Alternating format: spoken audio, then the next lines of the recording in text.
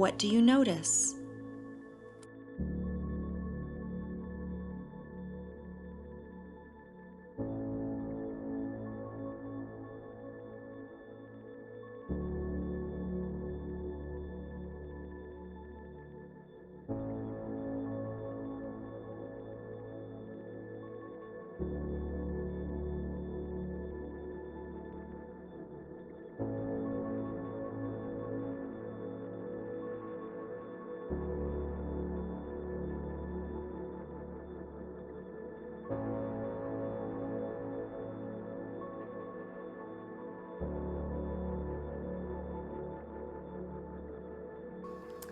So let's go down now to another question about why do robins have blue eggs and other birds have white eggs? In this book, Birds, Nests, and Eggs, we can read that the robin usually lays 4 eggs. They are green, blue, and they each would fit on a quarter. And the female sits on them for 12 to 14 days. About 9 to 12 days after hatching, the young birds start to fly. Okay, those are colored eggs. Now I'm going to find a bird that has white eggs. And I see the red-winged blackbird has colored eggs, and they're also in a nest. I'm going to go to, the woodpecker. They have white eggs. Downy woodpecker eggs are about penny size, and usually there are 4 or 5, and they are pure white. Both parents incubate the eggs equally for about 12 days. In about 3 weeks, the new woodpeckers start to fly. But I'm still wondering, why do robins have blue and why do some have white? Let's go back to our other big book. And there's a section just on eggs. And look what it says, colorful eggs. A bird that lays its eggs in a dark hole will have a white egg, like the woodpecker, inside the log. And a bird that lays its eggs outside will lay a camouflaged egg so that it is hidden from hungry predators.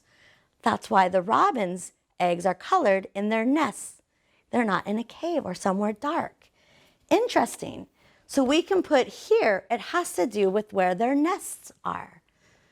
So I'm going to write the word nests to remind me to write what we learned about why some eggs are white and some eggs are colored or camouflaged. So do we answer this question? Why do robins have blue eggs and other birds have white eggs? Yes, we were able to answer that question by learning about how white eggs are usually inside a hole or a cave somewhere dark, and how colored eggs are usually out in a nest or possibly visible by predators, which is why they're camouflaged. And while we're learning this, it makes me go back over here to Sebastian's, what he knew about birds, about nests, and how they make nests out of leaves and sticks. So it makes me wonder, well, what else have we learned about nests in our learning about eggs? So let's go back to our book, the Big Book of Birds, and let's find the section on nests. And I'm going to go to the page about nests. I used my table of contents, and here's my page. It says, nests. Where is the best place to make a nest? Well, wherever it is safe and warm.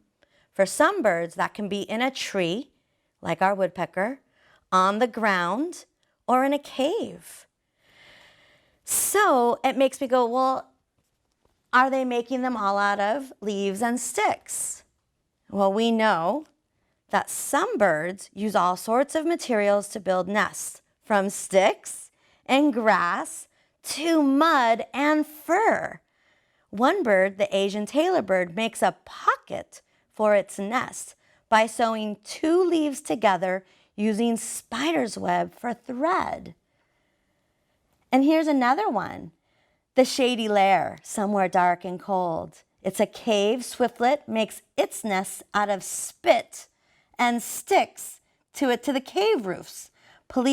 People collect the swiftlet's nests to make bird's nest soup.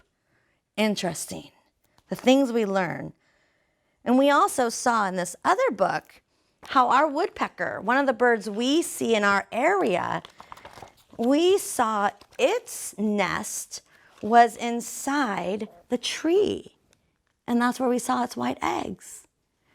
So, Sebastian, we definitely have seen birds use leaves and twigs. What else have we now seen that birds also do for their nests? Before we hear from our friends, let's watch that vulture clip again. Let's listen carefully to understand why the vulture is built the way he is. So this is Vladimir, our turkey vulture here at WildCare, and he is actually 35 years old, which I think is just amazing to think that these birds can live this long. He is one of our educational animals. He's one of our wildlife ambassadors, and he is actually not releasable and couldn't survive in the wild because someone found him when he was a very young vulture and thought he'd make a good pet. Now, as you probably know, vultures and all wild animals actually make terrible pets, but especially turkey vultures, because they have a couple of really interesting adaptations that make them both very effective at what they do in the wild and also really disgusting. The first one is that they vomit when they're stressed.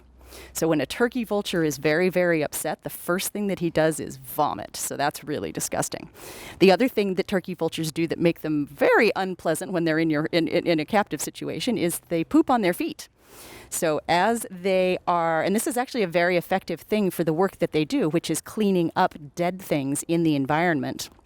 As they are eating, they poop on their feet, and that means they are sterilizing the carcass, and meaning that all of the nasty germs and stuff that are on a dead animal don't end up in the environment. So it's a really useful thing that they do, but yes, not something that makes them terribly fun to be around. So turkey vultures are incredible animals. They're really, really beautiful. If you see a vulture flying, you can recognize that he's a vulture instead of a hawk because he flies with his wings in a V shape. So anytime you're out walking or driving around and you see a big dark-colored bird with his wings in a V, think to yourself, V is for vulture, and you'll know that that is a turkey vulture. And he is soaring around looking for things to eat. Now, turkey vultures eat dead things. They eat carrion. And that is the reason that they have that bald head. If he had feathers on his head, he wouldn't be able to get his head into something that was dead and gross, and he would end up with it stuck all over in his feathers. So that naked head that the vulture has allows them to eat their very, very special diet of carrion, and it's one of their very, very special adaptations. What do you wonder?